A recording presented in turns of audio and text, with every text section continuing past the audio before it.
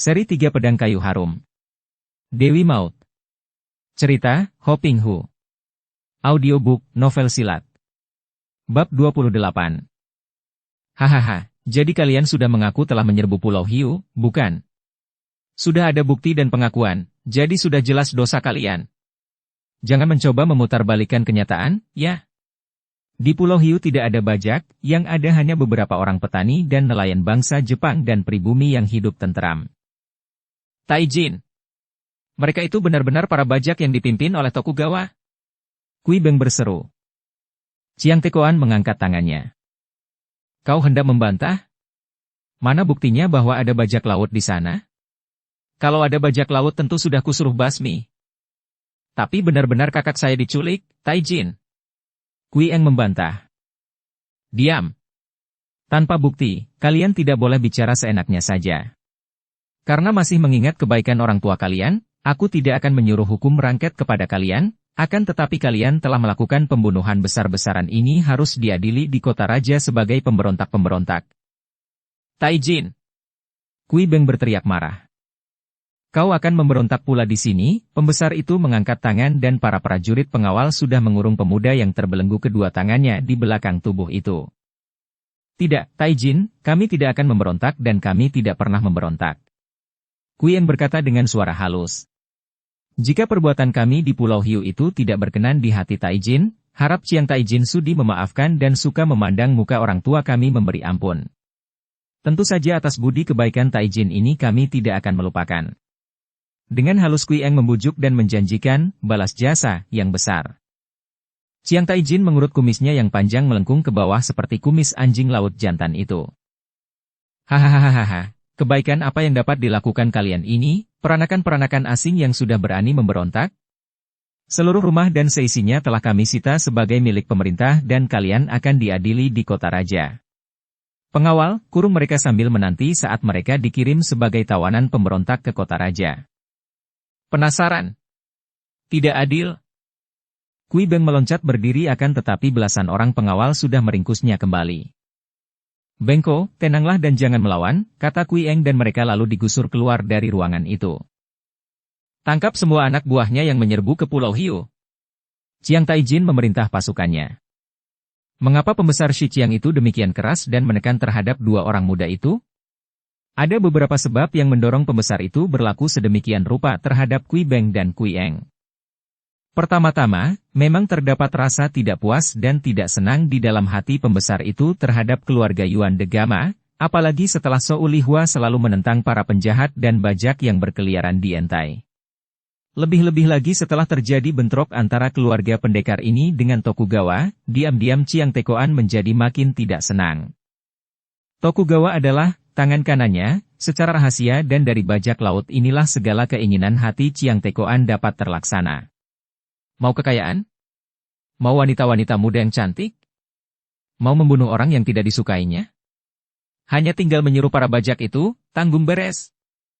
Maka kemudian Sou Lihua dan suaminya yang menentang kejahatan, dianggap sebagai ancaman yang dapat menggoyahkan kedudukannya. Hanya dia tidak berani secara terang-terangan menentang karena Sou Lihua dan suaminya merupakan orang-orang gagah dan berpengaruh, pula tidak ada alasannya. Kini, suami istri perkasa itu pergi, dan terjadi peristiwa pembasmian di Pulau Hiu. Chiang Tekoan mendapat kesempatan baik untuk membalas dan melampiaskan semua kebenciannya.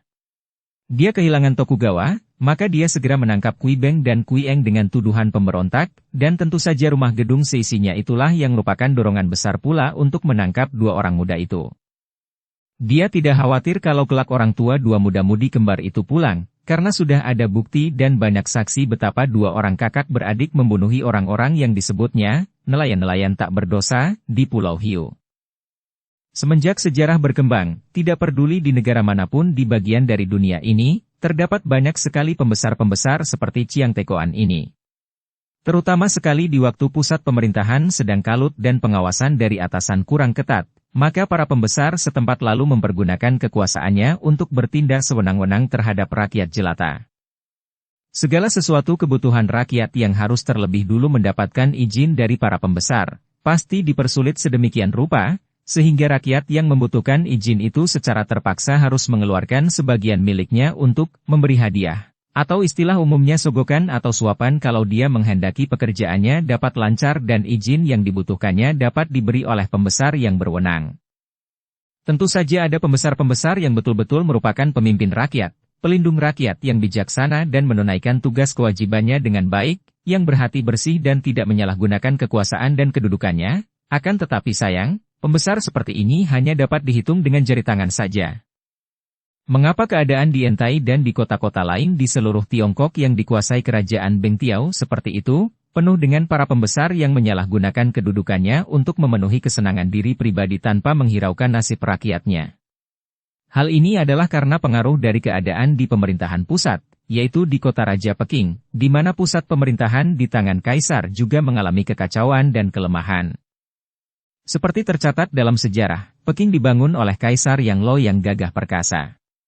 Bukan saja kaisar ini membangun tembok besar, terutama di bagian timurnya, akan tetapi juga membangun kota raja yang tadinya menjadi kota raja bangsa Mongol itu, dibongkar dan dirubah secara hebat sehingga merupakan sebuah kota raja yang terbesar dan termegah di dunia.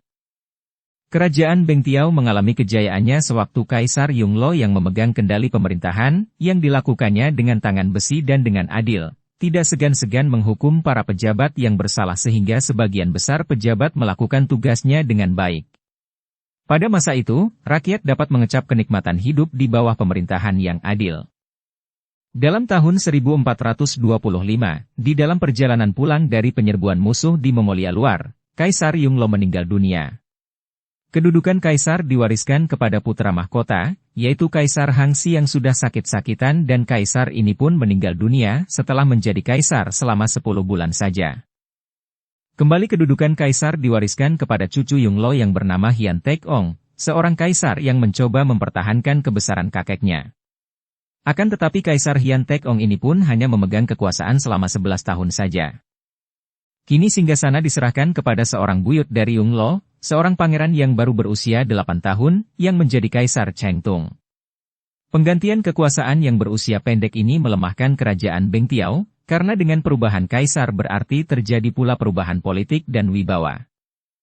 Apalagi karena kaisar yang terakhir ini, Cheng Tung, masih kanak-kanak sehingga pemerintah dipegang dalam kekuasaan Ibu Suri yang tentu saja sebagai seorang wanita kurang pandai mengatur pemerintahan dan seperti biasa. Yang berkuasa di istana sesungguhnya adalah para taikam yaitu para pembesar yang bertugas di dalam istana dan para petugas pria ini semua dikebiri agar jangan sampai terjadi hal-hal yang melanggar susila antara para petugas ini dengan para wanita istana. Ketika Kaisar Cheng Tung sudah mulai dewasa, dia sudah terbiasa oleh pengaruh para taikam ini, dan boleh dibilang dia berada dalam cengkeraman yang membius dari seorang taikam yang paling dipercayanya, yaitu Taikam Wang Qin, seorang yang berasal dari kota Huailai di utara, di daerah Mongol.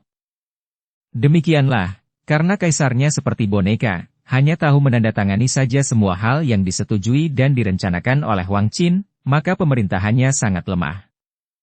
Orang semacam Wang Qin mana memikirkan keadaan rakyat?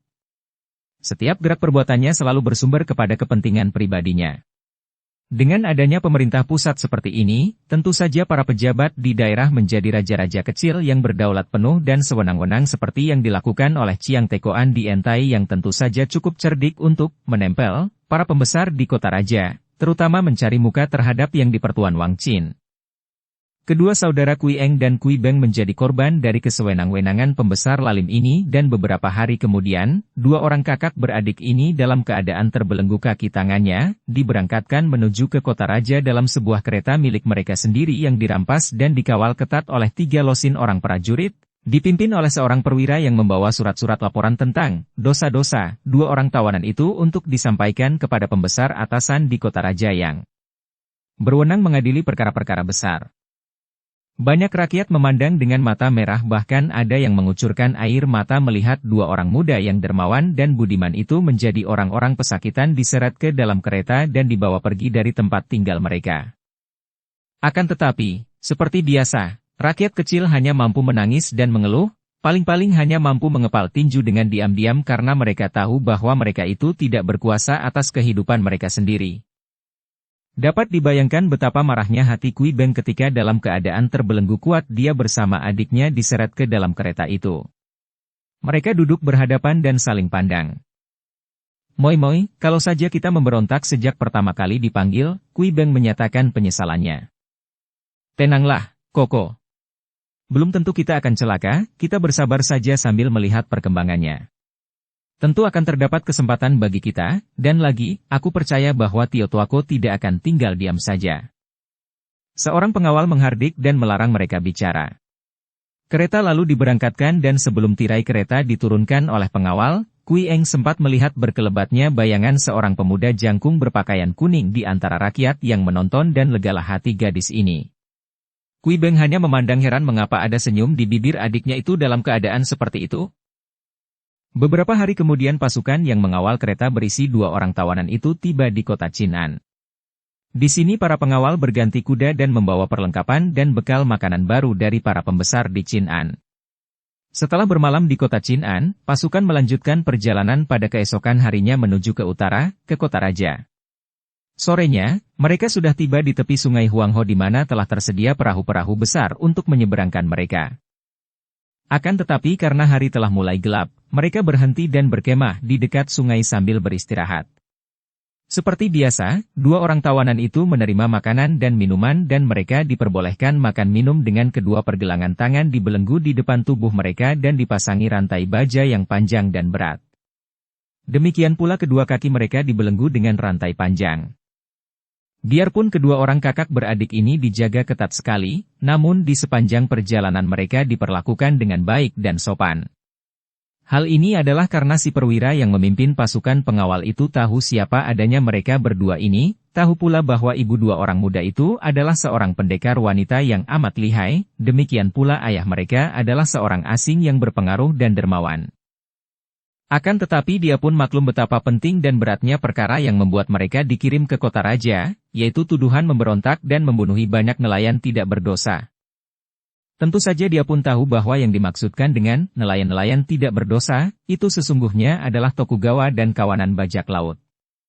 Akan tetapi sebagai seorang bawahan, dia tidak dapat berbuat apa-apa dan tidak berani menentang atasannya. Pada keesokan harinya, pagi-pagi sekali rombongan itu melakukan penyeberangan, menggunakan perahu besar yang telah tersedia di pantai sungai yang amat luas itu. Sekarang tiba kesempatan bagi kita, Koko. Kau bersiaplah. Rantai tangan kaki kita ini cukup panjang, memudahkan kita bergerak di air.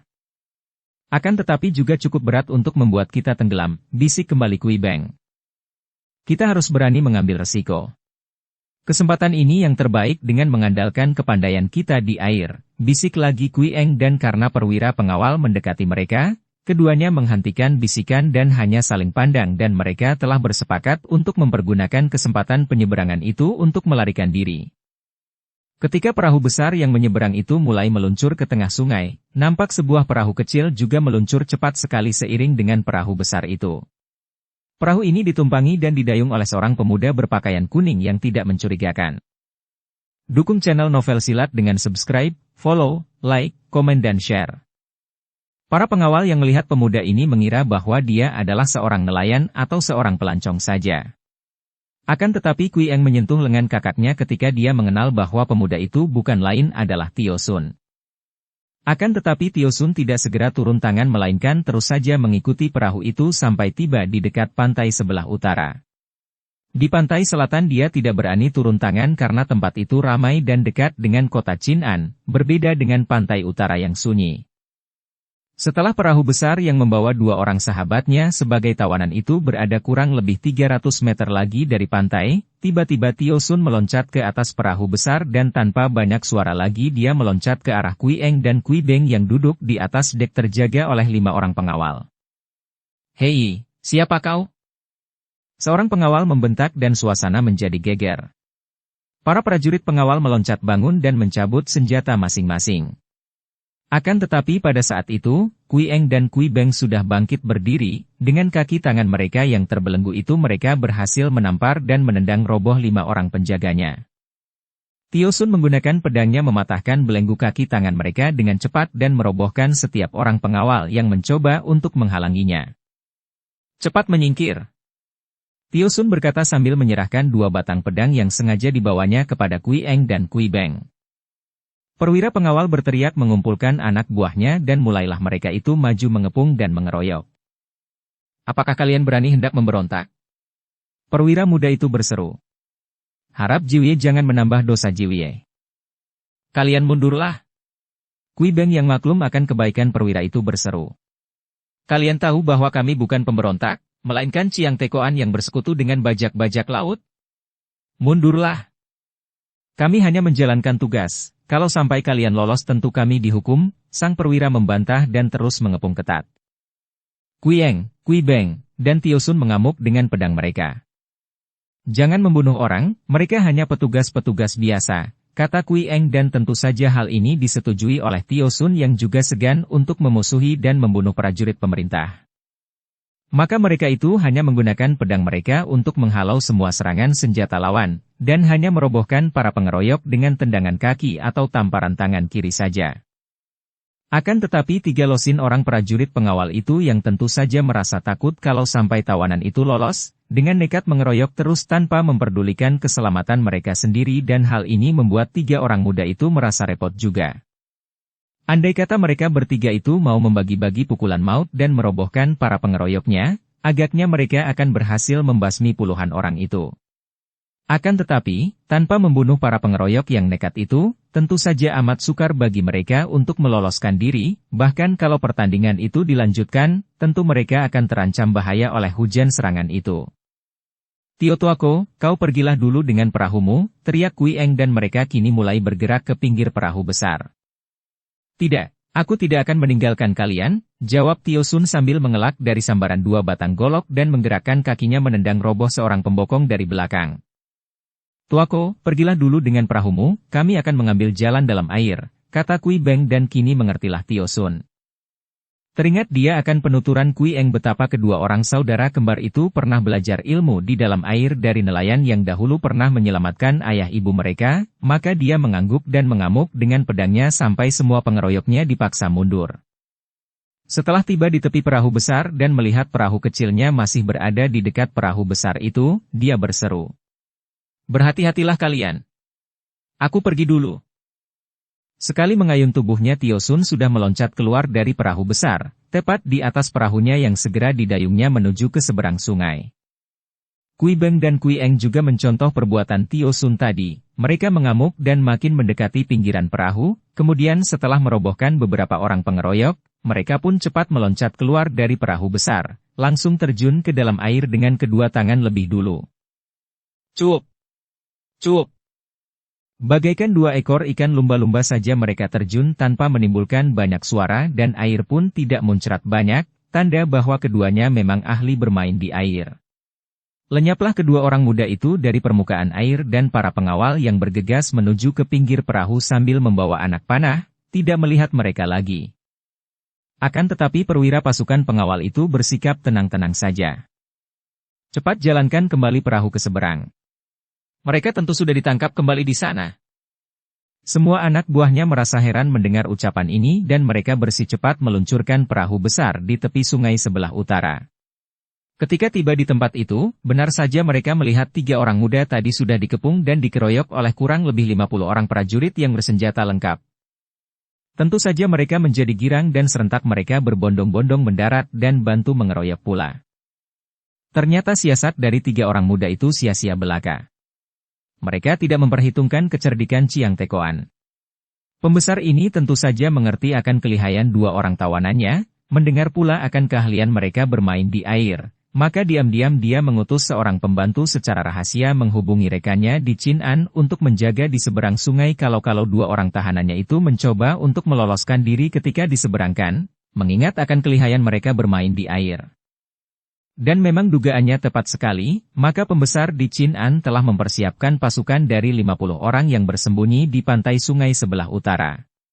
Begitu Tio Sun yang telah mendarat lebih dulu dengan perahunya itu menyambut 2 orang temannya yang muncul dari dalam air seperti 2 ekor ikan itu, mereka langsung menyergap dan terjadilah pengeroyokan hebat di tepi sungai sebelah utara itu. Tentu saja mereka bertiga menjadi kaget sekali, dan mereka melawan mati-matian. Akan tetapi, setelah perahu besar pasukan pengawal mendarat pula dan pengeroyokan menjadi makin ketat, mereka benar-benar terdesak hebat dan keadaan mereka amat berbahaya, kalau tidak tertawan kembali tentu akan tewas, atau setidaknya terluka hebat di bawah pengeroyokan lebih dari 50 orang itu. Mereka tanpa dikomando telah membela diri secara saling melindungi, berdiri saling membelakangi dan dengan senjata pedang mereka, dibantu oleh Joan Tian di tangan kiri Tio Sun, mereka menangkis semua senjata yang datang bagaikan hujan dan sekali ini terpaksa mereka menggunakan senjata untuk merobohkan pengeroyokan. Sungguh pun pedang mereka itu hanya ditujukan kepada bagian-bagian tubuh yang tidak berbahaya. Belasan orang pengeroyok sudah roboh dengan pundak, lengan atau kaki terluka parah akan tetapi pengeroyokan masih cukup ketat dan 3 orang itu mulai menjadi lelah sekali, bahkan Kui Beng telah terluka pahanya, dan Kui Eng telah terluka pangkal lengan kirinya. Namun mereka tidak mau menyerah karena ketiganya maklum bahwa urusan telah menjadi semakin berat sehingga kalau mereka tertawan kembali, hukuman mereka tentu akan jauh lebih berat lagi, mungkin akan dihukum mati sebagai pemberontak-pemberontak hina. Tio Tuako, kau larilah. Tiba-tiba Kui Eng berkata kepada Tio Sun. Benar, kau pergilah, Tuako dan jangan mengorbankan diri untuk urusan kami. Kui Beng juga berkata. Hati Tio Sun rasanya seperti ditusuk, dia merasa terharu dan juga kagum akan kegagahan 2 orang kakak beradik ini yang dalam keadaan seperti itu masih ingat kepadanya dan tidak mau membawa-bawanya mengalami kecelakaan. Tidak. Aku akan membela kalian sampai titik darah terakhir. Bentaknya dan pedang serta Joan Tian di tangannya bergerak cepat maka robohlah 3 orang pengeroyok. Akan tetapi karena dia mencurahkan seluruh perhatian untuk merobohkan lawan sebanyak mungkin dalam kemarahannya ini, Tio Sun tak dapat menghindarkan bacokan golok dari samping yang mengenai pundaknya. Tio Tuako! Kui Eng menjerit ketika melihat darah muncrat dari pundak pemuda itu. Tio Sun membalikkan pedangnya dan penyerangnya itu menjerit roboh ketika lengannya terbabat pedang hampir putus. Tidak apa-apa, Nona. Tio Sun tersenyum dan mereka bertiga terus mengamuk biarpun mereka telah terluka semua. Bunuh saja 3 pemberontak ini. Tiba-tiba terdengar komandan pasukan Chin An berteriak marah. Tadinya perintah atasannya hanyalah untuk membantu para pengawal dari Yentai untuk menangkap kembali tawanan itu jika melarikan diri. Akan tetapi kini melihat betapa 3 orang itu memberontak dan merobohkan banyak anak buahnya, dia menjadi khawatir dan marah sekali, maka dia mengeluarkan perintah untuk membunuh mereka. Dengan adanya perintah ini, para prajurit kini mendesak makin ketat dan senjata mereka datang bagaikan hujan menyerang 3 orang muda yang membela diri mati-matian itu. Tuako, kita pun harus membuka jalan darah, terdengar Kui Eng berteriak dan terpaksa Tio Sun tidak membantah. Karena kini para pengeroyok menghendaki nyawa mereka, tentu saja mereka bertiga harus pula menjaga dan menyelamatkan diri, kalau perlu dengan jalan membunuh para pengeroyok. Tio Sun menggerakkan pedang dan Joan Tiannya secara hebat, demikian pula Kui Beng dan Kui Eng mengamuk dengan pedang mereka dan terdengarlah pekik-pekik mengerikan ketika beberapa orang prajurit roboh untuk tidak bangun kembali. Pertandingan menjadi makin seru dan kini merupakan pertempuran mati-matian, namun karena 3 orang muda itu sudah terluka dan pihak pengeroyok amat banyaknya, mereka makin terdesak dan makin terkurung sehingga ruang gerak mereka menjadi makin sempit. Pada saat yang amat kritis dan berbahaya bagi keselamatan 3 orang muda itu, tiba-tiba terdengar bentakan-bentakan nyaring dan keadaan para pengeroyok di sebelah luar menjadi kacau balau. Ketika Tio Sun melirik, dia kaget dan juga kagum sekali melihat seorang pemuda tampan dan gagah mengamuk, hanya menggunakan kedua tangan kosong saja melempar-lemparkan para prajurit seperti orang melempar-lemparkan rumput kering saja, sama sekali tidak memperdulikan hujan senjata tajam yang menyambar ke tubuhnya. Para prajurit terkejut dan gentar karena pendatang baru ini benar-benar amat lihai. Bacokan-bacokan senjata tajam hanya ditangkis oleh lengan yang kulitnya seperti baja kerasnya dan setiap kali tangan kaki pemuda ini bergerak, mereka terlempar sampai beberapa meter jauhnya. Hai, pemberontak dari mana berani menentang pasukan pemerintah? Komandan pasukan menerjang ke depan, akan tetapi pedangnya ditangkap oleh tangan kiri pemuda itu dan sekali remas pedang itu patah-patah. Kemudian pemuda itu menangkap komandan ini pada pinggangnya dan mengangkatnya tinggi-tinggi. Pasukan pemerintah yang hanya menyalahgunakan kedudukannya tiada bedanya dengan penjahat-penjahat. Pergilah kalian. Pemuda itu melemparkan komandan itu sampai jauh dan jatuh terbanting sampai pingsan. Tentu saja semua prajurit menjadi makin gentar, kurungan mereka melonggar. Samu yang terkurung, tidak lekas lari mau tunggu apa lagi. Pemuda tampan itu berseru dan mendahului lari, cepat diikuti oleh Tio Sun, Kui Beng dan Kui Eng. Karena mereka berempat mempergunakan ilmu berlari cepat, sebentar saja para prajurit sudah kehilangan jejak mereka. Di tengah sebuah hutan, 4 orang muda itu berhenti. Ketika pemuda tampan itu hendak melanjutkan larinya tanpa memperdulikan 3 orang yang telah ditolongnya, Tio Sun cepat mengejar dan berseru. Sahabat yang gagah harap suka berhenti dulu. Pemuda tampan itu menoleh dan melihat pandang mereka penuh harapan, terpaksa dia berhenti. Sami sudah beruntung dapat terbebas dari kepungan para pasukan itu, ada urusan apa lagikah dengan aku? Tio Sun, Kui Beng dan Kui Eng cepat menghampiri dan kini mereka berhadapan. Sepasang mata pemuda tampan itu terbelalak dan jelas dia kelihatan kaget, heran dan bingung ketika dia memandang kepada Kui Beng dan Kui Eng secara bergantian. Kiranya kalian bukan. Dia tidak melanjutkan kata-katanya karena hatinya merasa sangsi. Melihat pakaian dan bentuk tubuhnya, pemuda tampan dan darah jelita ini jelas orang-orang Han, akan tetapi, mengapa matanya kebiruan dan rambutnya agak pirang? Kui Eng adalah seorang gadis peranakan barat yang tak dapat disamakan dengan gadis-gadis pribumi yang biasanya bersikap pendiam dan pemalu. Apalagi dia bersama kakak kembarnya mewakili pekerjaan ayahnya sehingga dia sudah biasa bergaul dan tidak malu-malu lagi. Bersikap polos dan jujur di samping juga memiliki kecerdasan sehingga dia sudah dapat maklum mengapa pemuda gagah perkasa yang menolong mereka itu kelihatan begitu kaget, heran dan bingung. Cepat dia melangkah maju dan mengangkat kedua tangan di depan dada sambil tersenyum manis sekali dan berkata, "Harap saudara yang gagah perkasa dan yang telah menyelamatkan kami tidak menjadi curiga. Biarpun mungkin warna mata dan rambut kami kakak beradik kembar agak berbeda, namun kami berdua adalah berdarahan. Kakak kembarku ini bernama Shou Kui Beng dan aku sendiri bernama Shou Kui Eng. Sedangkan dia itu adalah Tio tuaku bernama Tio Sun. Kami bertiga telah kena fitnah dan hendak dibawa ke kota raja sebagai tawanan pemberontak, maka pertolonganmu merupakan budi yang amat besar bagi kami." Mendengar ucapan lancar dan tidak kaku, pemuda itu merasa lega. Gadis ini luar biasa cantiknya, cantik dan aneh, akan tetapi kata-katanya jelas menunjukkan bahwa dia seorang hantulen. Melihat pemuda yang usianya masih amat muda dan sikapnya seperti pemalu itu namun yang telah memiliki kepandaian sedemikian hebatnya, Tio Sun yang merasa kagum sudah maju dan berkata, "Saudara yang muda memiliki kelihayan yang amat mengagumkan hati kami, dan sudah menyelamatkan kami dari bahaya maut. Bolehkan kami mengetahui Shi dan namamu yang mulia?" Pemuda itu kelihatan meragu. Dia tadi menolong karena melihat 3 orang muda itu terancam bahaya, sama sekali tidak mempunyai keinginan lainnya. Akan tetapi menyaksikan keramahan mereka, terutama sekali keramahan darah jelita yang dengan mata birunya memandangnya dengan sinar mata penuh rasa kagum dan terima kasih, dia merasa tidak enak kalau pergi begitu saja setelah mereka memperkenalkan nama masing-masing. Akan tetapi dia pun tidak ingin memperkenalkan namanya, maka dia lalu teringat akan nama yang diperkenalkan kepada gadis aneh bernama Hong saja yang baru dijumpainya, maka dia lalu menjura dan berkata, "Nama saya Hou, Shi. Bun."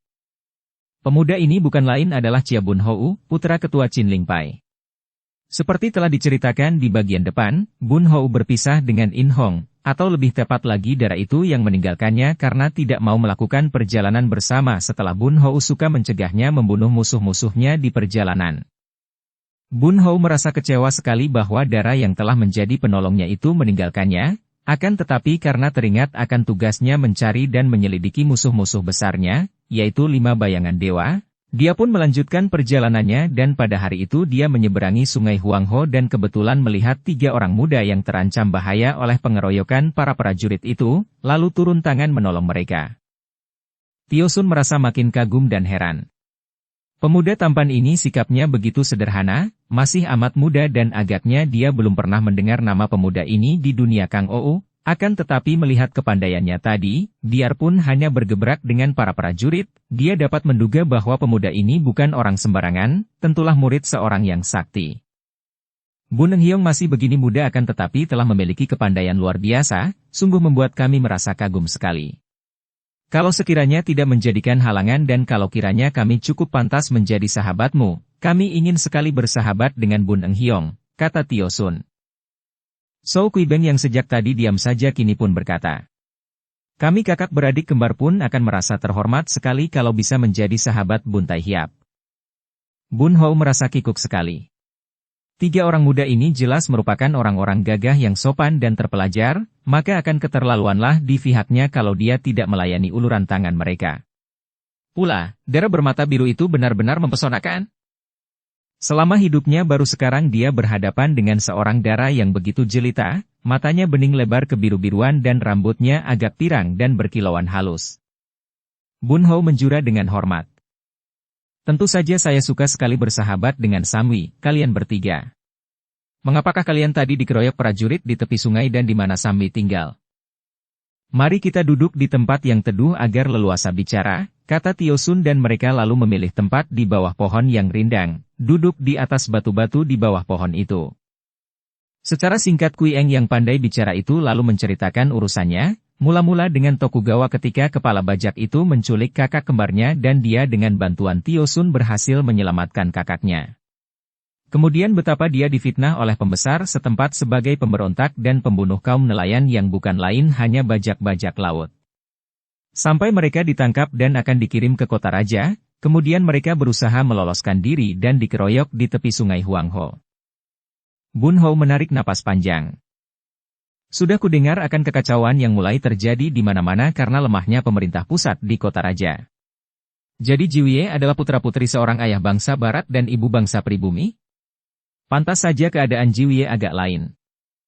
Biarpun kedua saudara Zhou ini putra orang barat, akan tetapi ayahnya bukan orang sembarangan, karena ayahnya adalah Yuan de Gama, seorang tokoh bangsa barat yang disegani dan dihormati. Apalagi ibunya. Ibunya adalah pendekar wanita terkenal, Zhou Lihua murid mendiang Panglima Besar Tehu.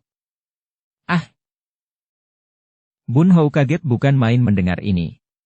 Tentu saja dia pun sudah pernah mendengar dari ayah dan ibunya tentang Yuan de Gama dan Zhou Lihua yang dikabarkan mati tenggelam secara gagah bersama kapalnya. Kau pernah mendengar nama ayah dan ibu, Bun Taihiap? Tanya Kui Eng sambil memandang tajam. Bun Hou menggeleng kepala. Saya terkejut mendengar nama mendiang Panglima Besar Tehu. Kemudian dia memandang kepada Tio Sun. Tio tuaku agaknya juga bukan keturunan sembarangan dan ternyata engkau seorang pendekar yang suka menolong orang lain yang sedang tertimpa malapetaka seperti yang telah kau lakukan terhadap kedua orang saudara Zhou ini. Merah wajah Tio Sun menerima pujian ini, dan dia menarik napas panjang. Persoalan yang kuhadapi tadi benar-benar membuat aku bingung, Bun Hyante.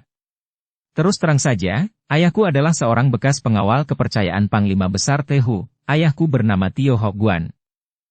Ban Qin Kui? Bun Hou kelepasan bicara karena tentu saja mengenal baik nama ini, nama seorang sahabat baik ayahnya. Kau sudah mendengar pula julukan ayah? Ayah seorang bekas pengawal yang setia, tentu saja aku pun segan untuk melawan prajurit pemerintah. Akan tetapi melihat sikap Chiang Tekoan yang sewenang-wenang, terpaksa aku menentangnya. Sekarang, setelah terjadi peristiwa ini, kedua orang saudara Zhou tidak mungkin lagi kembali ke Yantai, dan inilah yang membuat aku menyesal sekali. Ah, mengapa menyesal, tuaku? Kami berdua tidak menyesal.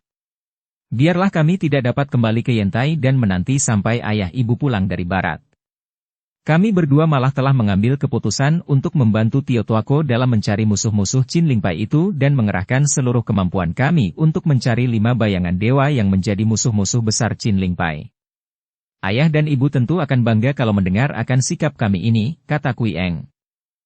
Dapat dibayangkan betapa terkejut dan heran rasa hati Bun Hou mendengar percakapan mereka itu. Dan sampai bengong memandang mereka tanpa mampu mengeluarkan kata-kata.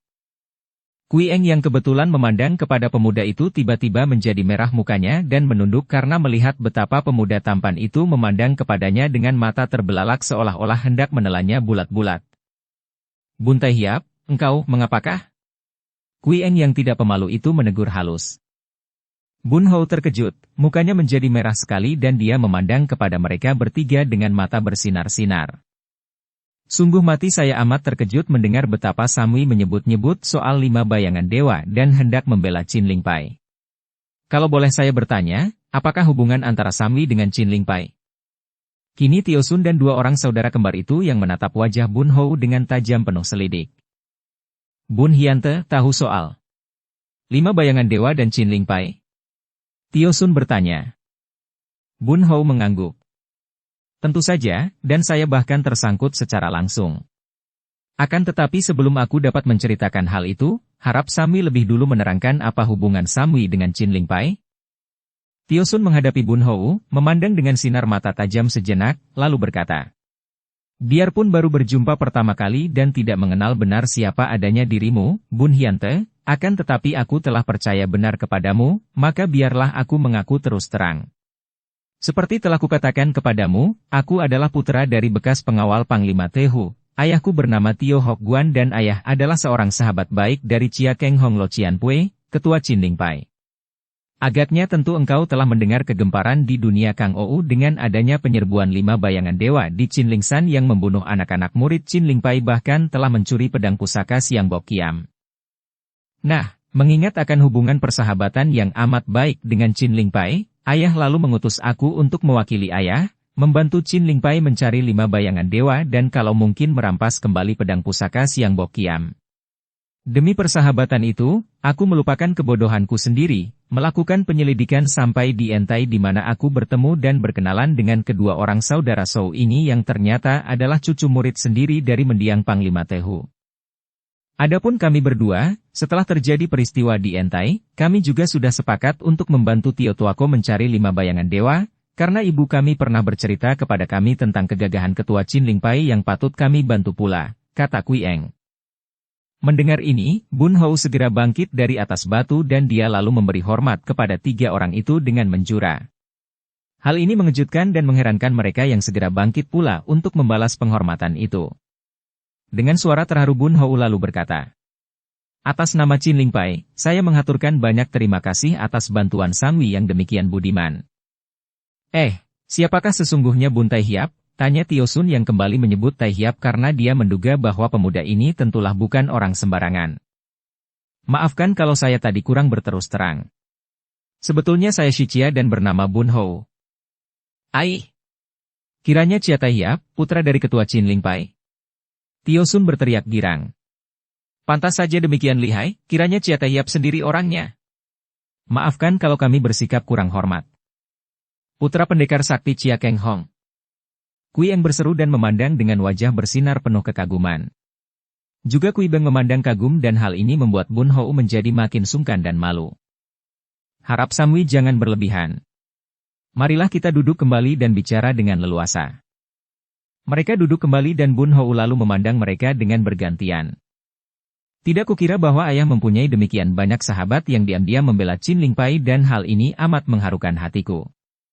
Akan tetapi sebelum kita bicara, di antara kita adalah orang segolongan, apalagi Samui adalah penolong-penolong Qin Lingpai, maka harap tinggalkan saja sebutan Tai Hiap yang tidak pada tempatnya. Tio Tuako, harap kau suka menyebutku adik saja, dan kedua adik Shou juga hendaknya menyebutku kakak saja. Bukankah sebagai orang-orang segolongan kita boleh dibilang bersaudara atau bersahabat baik? 3 orang gagah itu menjadi girang melihat sikap putra ketua Qin Lingpai yang berilmu tinggi akan tetapi bersikap sederhana dan tidak tinggi hati itu. Baiklah, Hou Te, adik Hou, kata Tio Sun. Terima kasih, Hou Ko, kata Kui Eng dan Kui Bun hampir berbareng. Bun Hou menghela napas. Niat kalian untuk membantu kami amat baik dan tentu saja saya merasa amat bersyukur. Akan tetapi apakah kalian tahu di mana tinggalnya 5 bayangan dewa dan kemana kalian hendak mencari mereka? Tadinya kami mendengar bahwa seorang di antara mereka yang bernama Liok Te Sin Moguloid tinggal di pantai Laut Timur. Akan tetapi setelah kami selidiki, ternyata dia sudah pergi ke pedalaman dan kami hendak mencari jejaknya di pedalaman. Pedalaman Tiongkok berarti merupakan daerah yang puluhan ribu mil luasnya, bagaimana kita dapat menyelidiki mereka? Pula, tingkat kepandaian 5 bayangan dewa itu amat tinggi sehingga kalau Samui membantu kami, besar bahayanya Samui akan menghadapi malapetaka. Bukan aku tidak tahu terima kasih, akan tetapi ayahku yang telah menugaskan aku menghadapi mereka tentu akan marah kepadaku kalau aku membiarkan orang lain menjadi korban kejahatan 5 bayangan dewa. Maka, kuharap Samui suka kembali saja. Bun Hou berkata dengan suara sungguh-sungguh. Adik Chia Bun Hou mengapa berkata demikian? Tio Sun membantah dengan suara keras. Biarpun kepandaianku masih amat rendah, akan tetapi aku bukan orang yang takut menghadapi bahaya. Ayah sudah menugaskan kepadaku, bagaimana bisa pulang sebelum lecet kulitku, sebelum patah tulangku? Demi melaksanakan tugas yang diperintah ayah, selembar nyawaku menjadi taruhan.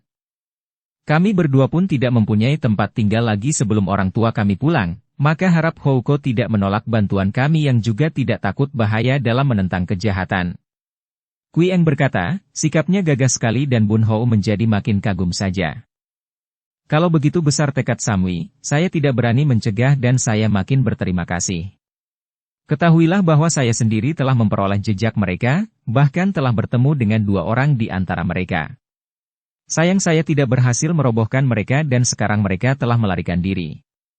Menurut penyelidikan saya, 5 bayangan dewa itu kini agaknya berkumpul di Mosiancong, tidak jauh dari sini, di lembah Muara Huangho. Bagus. Kalau begitu mari kita berempat menyerbu ke sana, Hou Te. Tio Sun berseru penuh semangat. Mereka itu selain lihai juga amat curang, maka kita harus berlaku hati-hati sekali. Bun Hou menerangkan. Belum lama ini aku sendiri terjebak dan hampir tewas oleh mereka, kalau tidak tertolong oleh seorang sahabat. Dan saya minta kepada Samui agar nama saya dirahasiakan sebagai putra Qin Lingpai, karena selama ini saya hanya dikenal sebagai seorang Shibun bernama Hou. Sebelum berhasil meringkus atau membasmi mereka, saya tidak akan menggunakan nama sendiri, dan hanya kepada Samui saja yang saya tahu adalah putra-putri sahabat dari ayah maka saya memperkenalkan diri secara sesungguhnya. Bersambung ke bab 29. Dukung kami dengan subscribe, follow, like, komen dan share. Terima kasih.